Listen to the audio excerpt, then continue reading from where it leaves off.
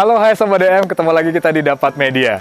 Sobat DM, keren banget. Kita ini sekarang berada di Karangasem, tepatnya di Desa Jungutan. Ngapain? Tentunya kita akan ketemu dengan narasumber yang sangat luar biasa. Narasumber inilah menjadi salah satu inisiator terbentuknya dari Samsara Living Museum Bali. Apa itu? Tentunya kita akan kupas tuntas hanya di Open The Secret.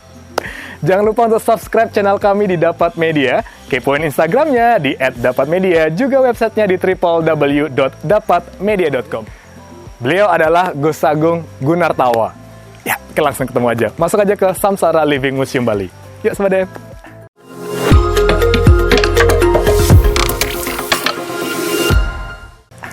Om Swastiastu, selamat datang di Samsara Living Museum. Baik. Silakan Pak, ini ada tradisi. Apa ini, Pak? Tradisi untuk mencuci tangan secara tradisional. Okay. Nah, ini pakai air yang bersih dulu sebelum memasuki tempat-tempat rumah atau ibadah di Bali. Nah, ini sabunnya. Jadi ini, tradisi ini sudah ada bahkan sebelum COVID, Pak ya? Bahkan sebelum COVID, bahkan tradisi nenek moyang kami, tetua kami memang sudah melakukan cuci tangan seperti ini dari zaman dahulu. Nah, jadi ini tetap menjaga kebersihan, Pak ya, betul, sebelum memasuki pekarangan rumah. Betul, intinya begitu. Keren, ya. Terima kasih, Pak. Ya, ini sekarang di lap pakai tisu dulu tangannya, silakan. Ya. Nah, oke, sekarang kita masuk aja, Pak ya. Silakan. Mari. Jadi ini kita udah masuk ke Samsara Living Museum Bali ya, Pak ya? Betul. Wah, jadi sekarang kita menuju mana nih, Pak Wayan? Ini kita ada special welcome drink Samsara Living Museum berupa jamu. Iya, jamu apa nih, Pak Wayan? Berbahan kunir, gula merah sama asam. Oke. Nah, ini sangat menyehatkan sekali. Saya coba ya, Pak ya? Silakan.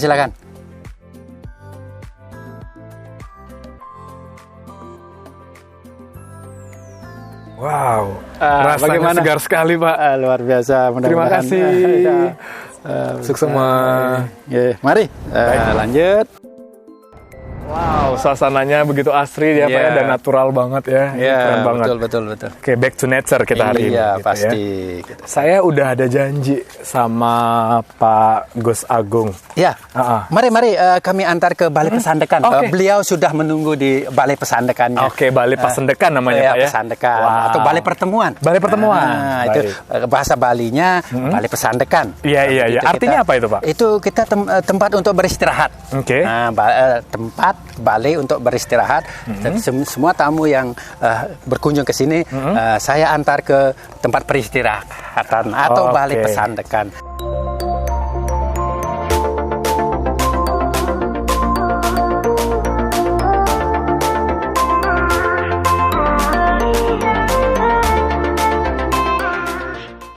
Swastiastu, Gus Agung. Apa kabar nih? Rajang. Wah, Rajang Rahayu. Gus, siap. Ini kita ada di mana nih? Enak banget tempatnya. Tadi saya udah ketemu sama di lereng Gunung Agung. Oh, ini malah lereng Gunung Agung. Ini sudah tinggal 10 km dari puncak Gunung Agung. Oh. Iya, jadi memang di satu ya suasananya hutan begini. Yang kedua dataran tinggi, yang ketiga memang masyarakatnya yaitu masih indigenous banget lah. Asli. Iya. Natural banget. Rasanya itu kayak apa ya, nggak pengen cepet-cepet pergi dari sini gitu.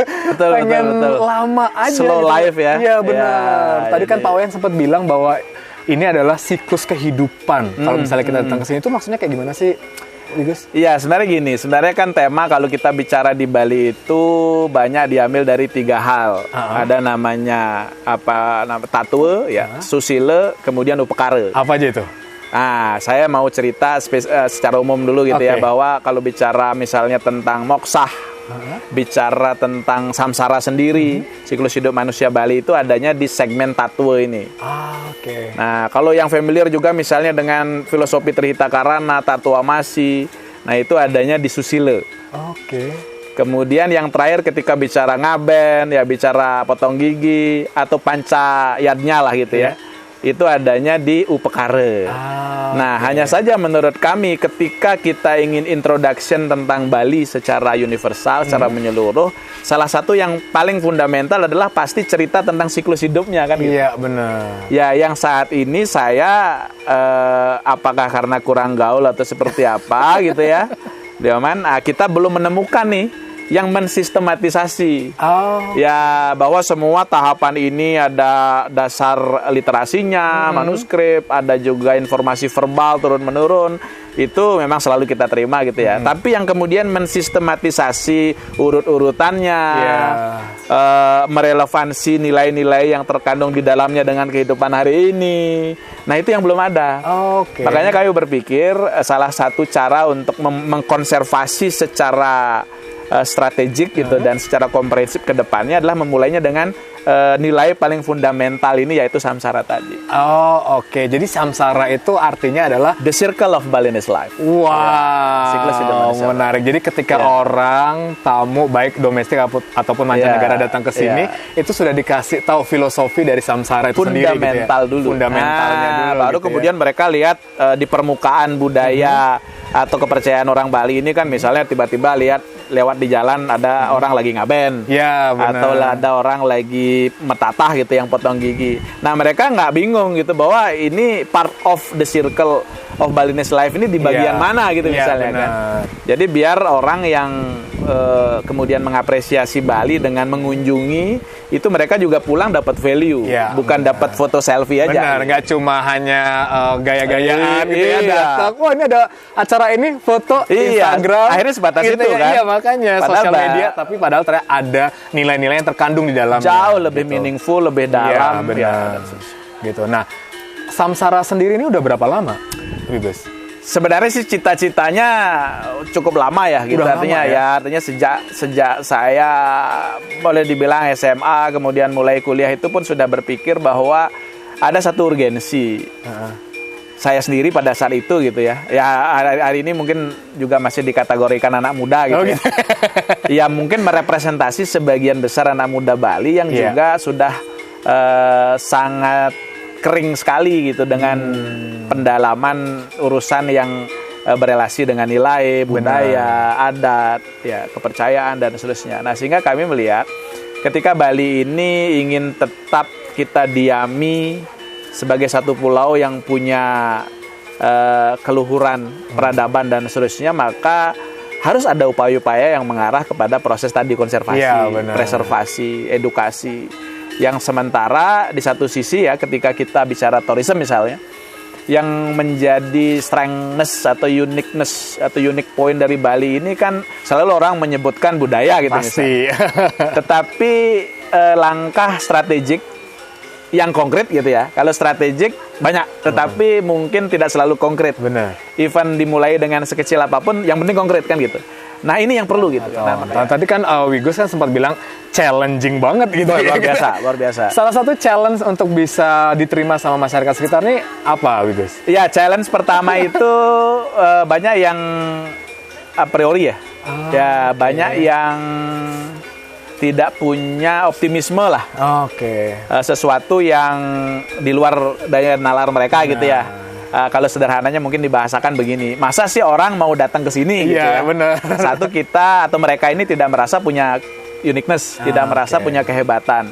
Yang kedua, ada tadi kendala akses yang begitu jauh, kemudian pemahaman masyarakat tentang katakanlah misalnya hospitality. Kemudian yang ketiga ya termasuk source secara vegetasi, memang juga mungkin tidak sebanyak vegetasi atau tumbuhan gitu ya, atau source yang bisa tumbuh di tempat lain di seluruh Bali. Karena kita relatif boleh dibilang marginal lah tanahnya sebagian gitu ya. 87% lahan di Kabupaten Karangasem ini kan lahan kering ya, karena dampak dari letusan Gunung Agung. Sehingga berarti kalaulah ternyata harus memperkuat aspek berbasis vegetasi tadi, entah dia agriculture-nya atau apa, juga tidak terlalu kuat gitu kan. Nah, itu yang membuat memang beralasan masyarakat ini kemudian tidak punya konfidensi, ya, kepercayaan diri bahwa mereka akan bisa melakukan sesuatu di tempat ini. Jadi itu challenge nomor iya, satu. makanya. Tapi kan kerennya lah Wigo Sagung bisa meyakinkan nih masyarakat untuk akhirnya Iya, terbentuklah Samsara Living Museum Bali ini. Butuh gitu. waktu gitu ya, butuh ya sedikit gila gitu. Karena hanya orang-orang gila yang bisa melakukan ini gitu ya, Wigo. Mungkin begitu, mungkin. Apakah ini emang Wigo Sagung sendiri atau ada inisiator lain yang di dalamnya membentuk Samsara Ya, Living sejak Museum awal Bali? memang ini kolektif. Oke. Ya, jadi pastinya tidak saya sendiri gitu ya. Ada keluarga gitu yang terdekat, yang punya visi yang sama. Ada masyarakat, ya masyarakat juga tersegmentasi gitu. Maksudnya ada yang bergabungnya lebih awal, ada yang kemudian di 2-3 tahap Iya. setelahnya mereka butuh. Setelah melihat bukti. Ya, butuh melihat dulu. Bagi kami nggak ada masalah. Bener. At the end kan sebenarnya seberapa luas epicentrum yang kita bisa ciptakan gitu. Jadi nggak ada masalah memulai dari yang kecil, tapi Astongkare sampai 4 tahun berjalan hari ini, sepertinya konfidensi itu mulai muncul. Wow, keren. Ya kan? Setelah confident kan mulai ada motivasi, Benar. mulai ada partisipasi. Yes. Nah, setuju. sebenarnya kalau kita sudah sampai pada titik konfidensi itu berarti secercah harapan tuh udah mulai Iya, udah kelihatan. lampu kuning lah gitu ya. Ya, betul. Dan menariknya lagi ya Gus Agung, kalau kita misalnya lihat nih beberapa berita dan juga sosial media, tempat ini kan nggak hanya didatangin oleh orang-orang sekitar ya, tapi juga bahkan dari luar negeri gitu. Kegiatan-kegiatan pun dilakukan di sini gitu. Ya. Itu gimana caranya bisa mendatangkan mereka? Ya, saya kira kuncinya satu, yang paling utama adalah tadi kita punya value yang spesifik. Oke. Karena kan orang sekarang terutama yang punya kualitas pemikiran gitu ya, itu memang mereka tidak lagi sebatas mencari tempat yang interesting secara visual misalnya, atau yang lagi tren gitu ya semata-mata karena dia instagramable atau apa. Tetapi mencari satu inisiatif misalnya, tidak juga terbatas pada satu teritori gitu ya, yang punya value. Nah, satu menurut saya itu. Nah, ketika di breakdown lebih teknis, yang tadi saya cerita, value ini kemudian kita implementasikan menjadi jiwa dari brand positioning kita.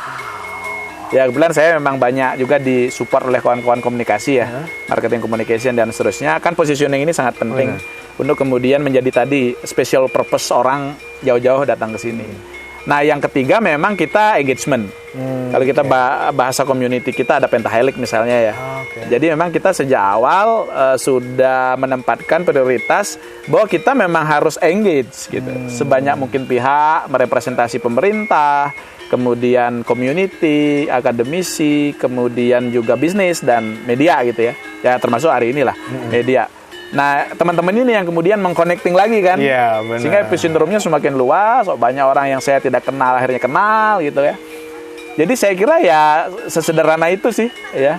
Wow, menarik banget nih. Kita bicara tentang Samsara ini kayaknya rugi dong cuma di sini aja, Wigus ya. Kita lihat ada beberapa Siap. spot menarik. Kita boleh ke sana sambil kita Boleh, bertanya boleh. lagi topik-topik yang lain. Wigus. Ayo. Sama DM, ikutin kita yuk.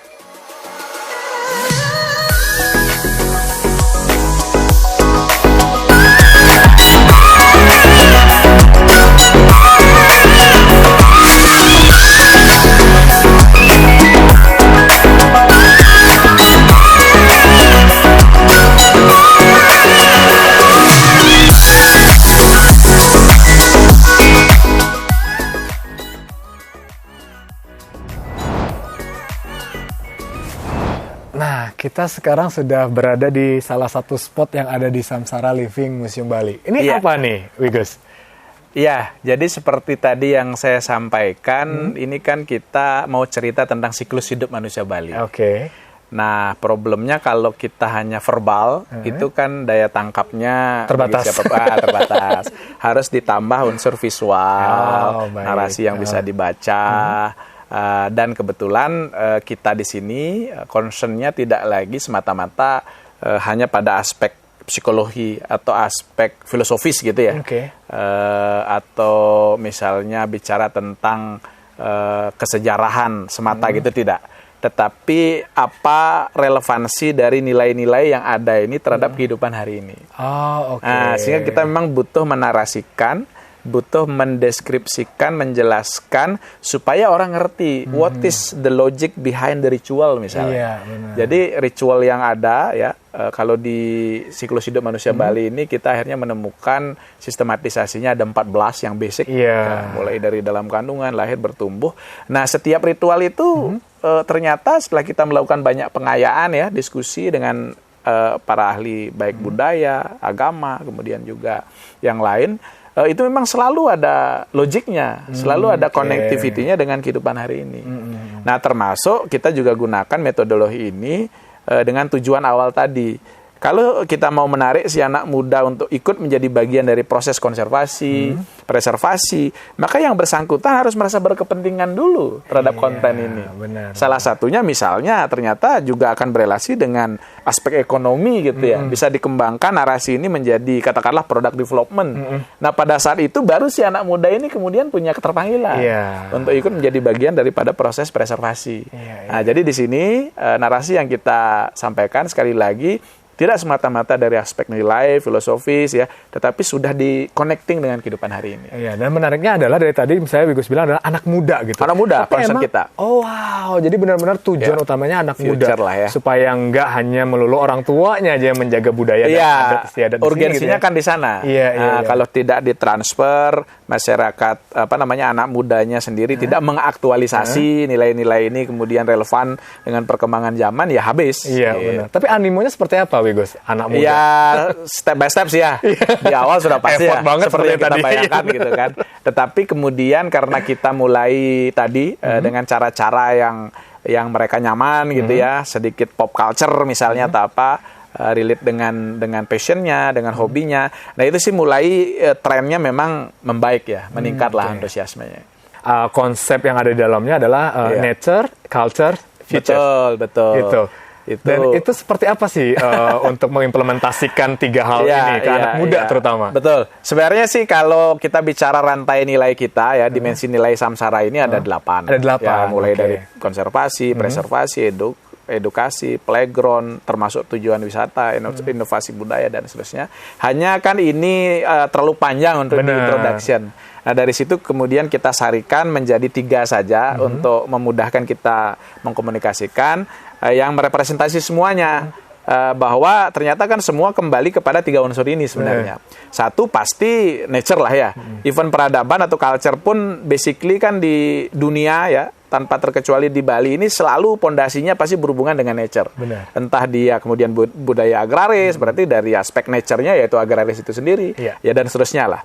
Nah lalu yang kedua adalah culture pasti ya.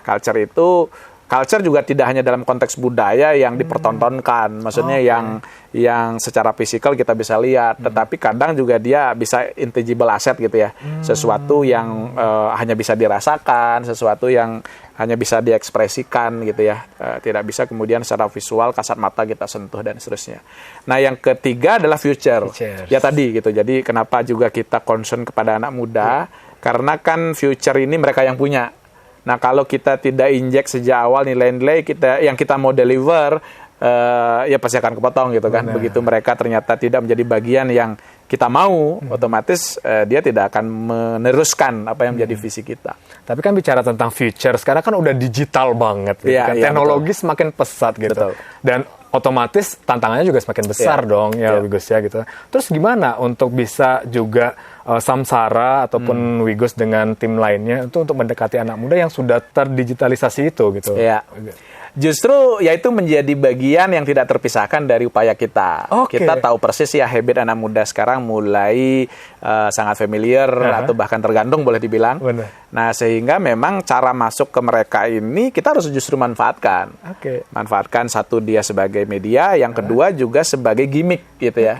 Salah satu mungkin saya bisa share juga bahwa kita menjadi salah satu stakeholders dari beberapa movement yang relate dengan tadi digitalisasi. Wow, menarik. Ya, bahkan yang mungkin masih belum familiar ya, istilah Web3 gitu ya. Web3 ini kan bentuk advance dari digitalisasi yang sebelumnya ada Web 1, Web 2 gitu ya.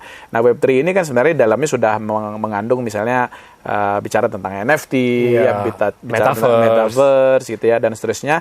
Nah, sehingga dari apa yang saya sampaikan tadi, singkat cerita kita memang jadi salah satu kolaborator dari beberapa movement tadi. Wow, menarik. Ya, termasuk yang terakhir kita sedang merencanakan ada satu event yang relatif besar namanya Bali NFT Week.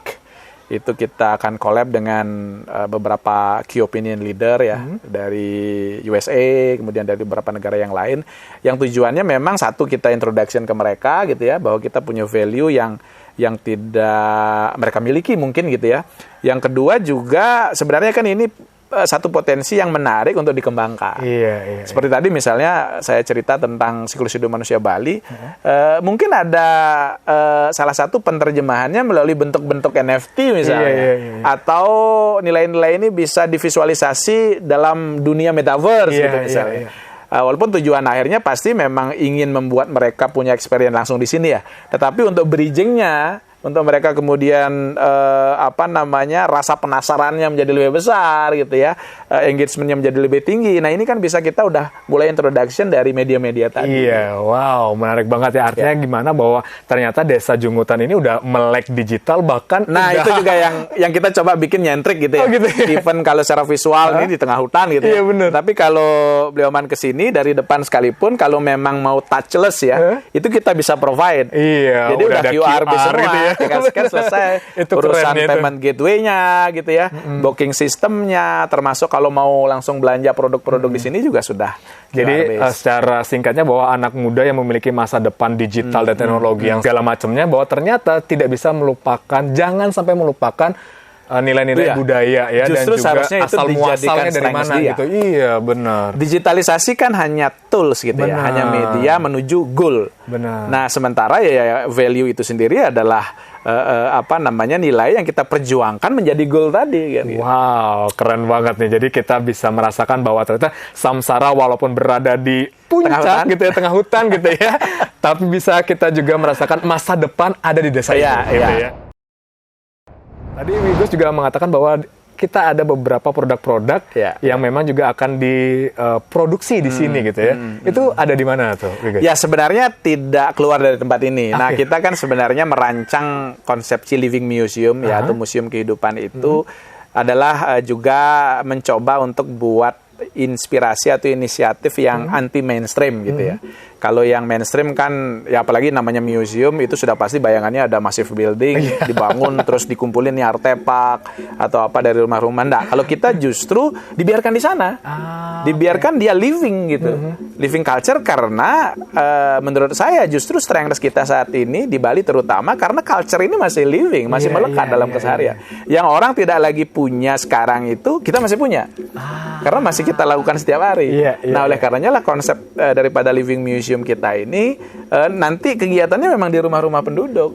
Sesuai dengan keseharian mereka. Jadi yang berkunjung di sini bisa berkunjung ke rumah-rumah penduduk yang ada di sekitar kalau memang mereka punya cukup waktu gitu ya. Kecuali yang karena dia waktunya terbatas.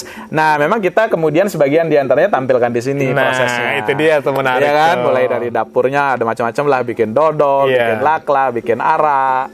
Kemudian ada yang pengrajinnya, baik silver, bambu dan seterusnya. Ada offering makingnya, ada termasuk senimannya yang dia mainkan gamelan. Jadi lengkap ada di sini ya. Ini kita ke dapur deh ya.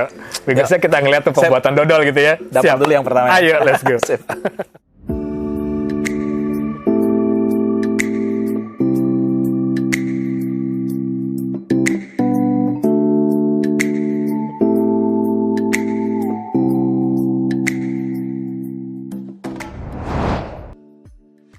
Oke, Wigus Agung, kita sekarang berada di dapurnya dari Samsara Living Museum gitu ya. Betul. Kegiatan apa aja yang ada di sini, Wigus Agung?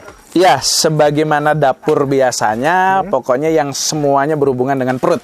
Oh gitu? Iya, macam-macam. Kalau di sini pertama ini sedang ini apa bikin nih? dodol nih. Dodol. Bikin dodol, betul. Tapi menarik kayaknya yang bikin dodol ini saya kenal nih gitu ya.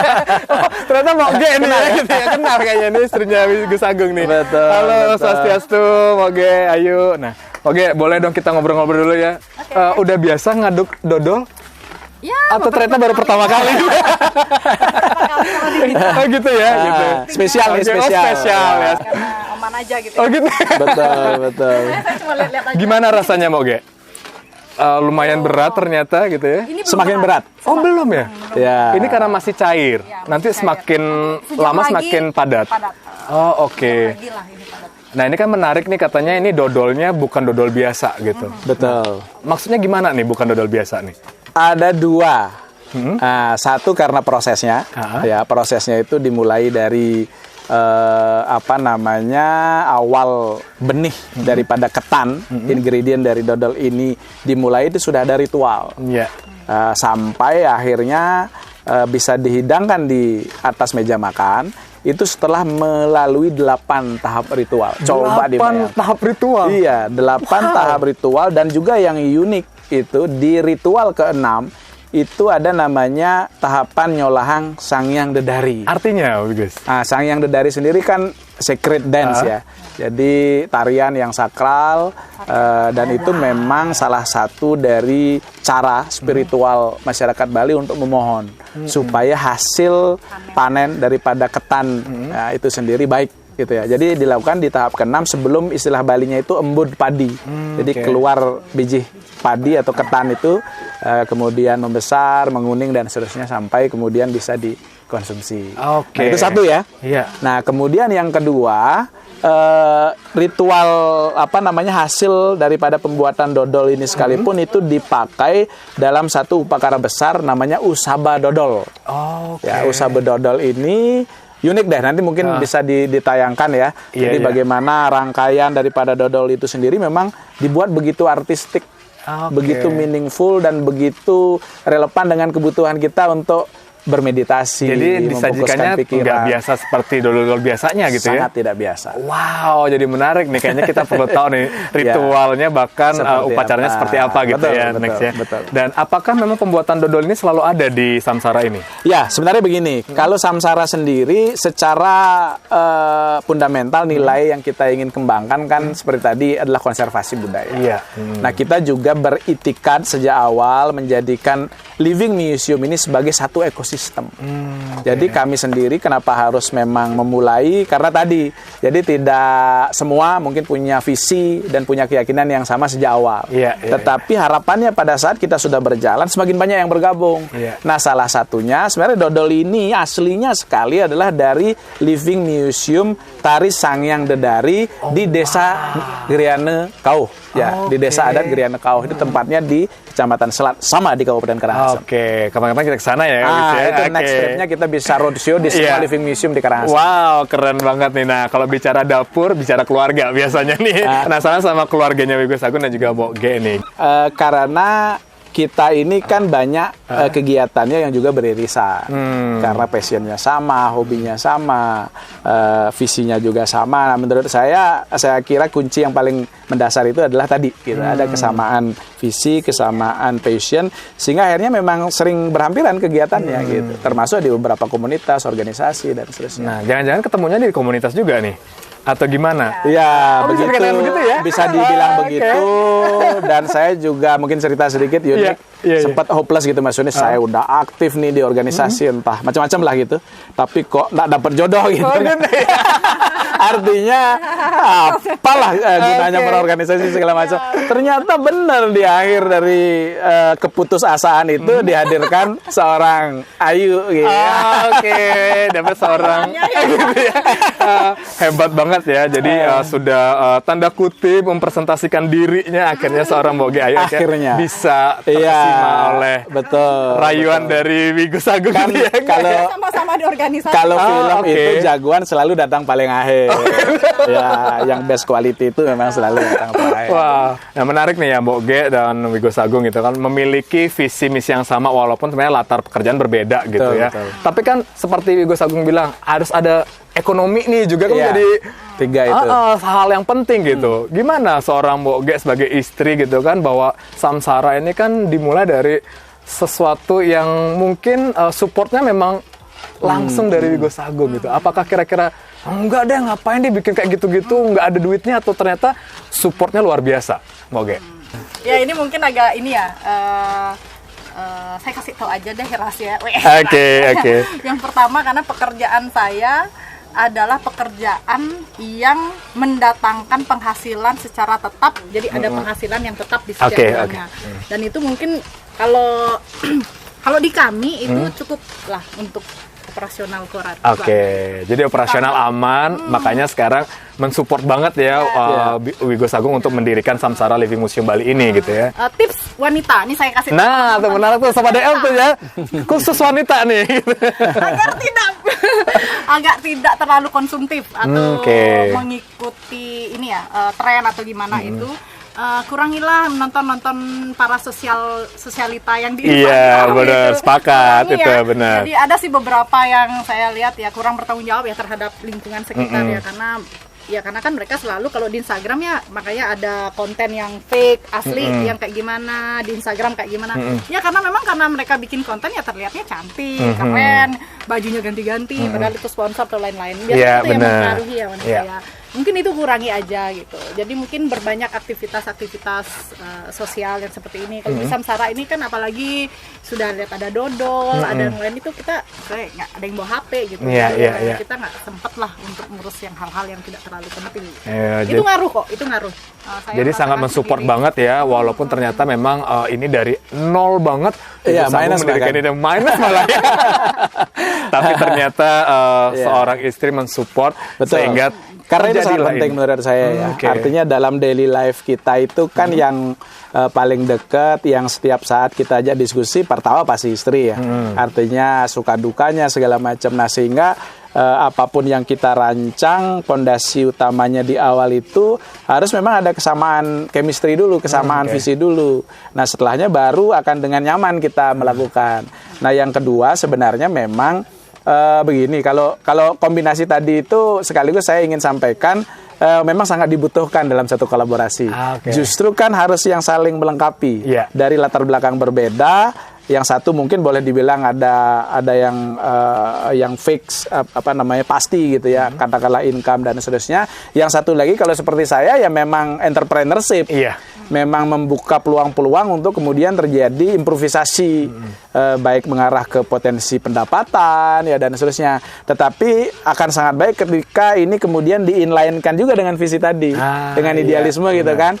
Jadi satu sisi idealismenya jalan, atau mungkin beginilah sederhananya kalau sekarang bahasanya sociopreneurship lah. Benar. Ya, Iya, jadi iya, tetap harus sepakat. ada entrepreneurship. Karena kan tujuan kita, impact-nya harus lebih luas nih dari hanya sekedar keluarga kami atau masyarakat di desa ini. Sehingga harus memang melahirkan pola-pola prototipe yang memungkinkan untuk mengembangkan juga ekonomi masyarakat. Wow, keren banget. Kira-kira Jadi seperti itu. dari keluarga terdekat mendukung, masyarakat Betul, sekitar betul. mendukung, Iya. akhirnya Samsara Living Memang harus selesai kembali dulu ini. Iya, di rumah tangga, makanya baru bisa ya. keluar. Sehingga kita wajib untuk datang ke Samsara Living Museum Bali ini biar merasakan dulu nih rasa kekeluargaan itu seperti apa, gitu ya. Betul. Keren banget. Kita akan lanjut lagi melihat sekitar karena banyak banget hal-hal yang perlu kita eksplor Oke, di siap. Samsara Living Museum Bali ini. Oke, ayo sukses semua ya. Terima kasih sama-sama. Sehat dan sukses selalu. Kita akan ketemu lagi di lain kesempatan. Thank you. Seragamnya berbeda. Gitu. Siap.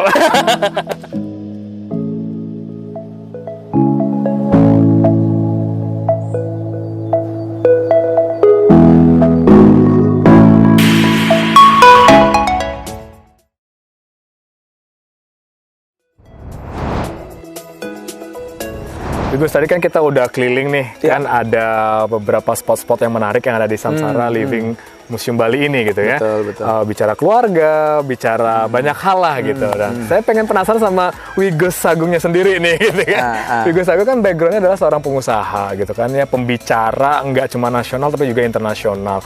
Aktif di berbagai kegiatan komunitas, organisasi, dan juga sebagai culture enthusiast gitu.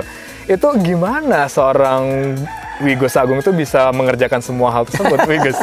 Ya sebenarnya sih nggak ada yang masing-masing terus dipisah-pisah gitu nggak. Oke. Jadi semuanya satu karena kita memang passionnya di sana. Oke. Yang kedua ya ini satu dengan lainnya saling mendukung. Oke. Satu kali aksi atau satu kali aktivasi sebenarnya sudah dapat beberapa aspek tadi lah.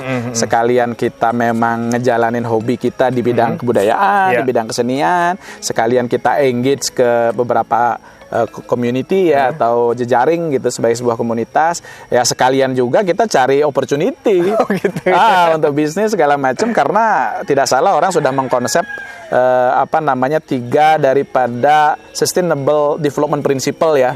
Harus ada unsur awareness kita terhadap lingkungan, terhadap sosial budaya, tapi juga jangan lupa sisi ekonomi. Nah, benar. jadi menurut saya itu sudah pas lah. Nah, sehingga tadi kalau beliau nanya kenapa saya memungkinkan untuk melakukan beberapa hal bersamaan, karena memang ya samaan sekalian di-grab dalam satu momen gitu. Nah, itu dia menarik. Apakah memang rasa antusias ini emang dari kecil atau ternyata memang setelah perjalanan waktu, meniti karir dan segala macam akhirnya oke, mengkultuskan diri sebagai culture enthusiast. Iya, sebenarnya kalau itu sih melekat ya. Satu memang lahir besar di lingkungan keluarga yang walaupun tidak ekspertis sekali, tetapi memang rata-rata punya interest, punya bakat gitu ya. Kalau masalah kemudian menjadi ahli banget atau tidak kan masalah dia menekuni atau tidak gitu. Tapi paling tidak memang punya bakat. Di rumah kami namanya geria gitu ya. Itu memang atmosfernya sudah terbentuk. Jadi dari kecil ya ada juga misalnya salah satu perkusi gitu ya, yang saya bisa memainkannya anytime gitu ya. Kemudian juga kebetulan orang tua adalah spiritualis, pendeta Hindu, pedanda gitu ya. Sehingga memang day to day itu tanpa disadari di alam bawah sadar kita memang terinjak gitu ya nilai-nilainya, kemudian tutur-tuturnya gitu ya, termasuk perspektif pengembangan kebudayaan ke depan itu seperti apa. Jadi memang terbentuk secara alami menurut saya. Iya, jadi memang dari lingkungan keluarga itu betul ya, sekali, sehingga betul. akhirnya sekarang membuat keluarga besar. Iya, mudah-mudahan bisa semakin besar lah. Dari luar-luar juga akhirnya menjadi keluarga di Samsara ini betul, gitu ya. betul. Tapi kan bicara tentang budaya, kita juga nggak jauh-jauh dari spiritual ya, Wigo Sagung ya gitu ya. Nah, gimana nih seorang Wigo Sagung juga bisa memahami bahwa dunia yang sudah semakin sempit atau menipis spiritualnya, sehingga mereka juga nggak melupakan hal-hal berbau spiritual. Iya, saya kira itu satu fenomena yang merupakan keniscayaan ya. Artinya ketika semakin kuat daya tarik duniawi gitu ya, daya tarik kehidupan harfiah gitu atau fana gitu boleh dibilang, maka ya namanya 100% ini kan kayak bejana berhubungan ya. Kalau berat ke sini yang ini menipis. Jadi menurut saya adalah satu keniscayaan, tinggal bagaimana kita secara sadar menyikapi itu ya, memahami bahwa ini memang harus dibalancing.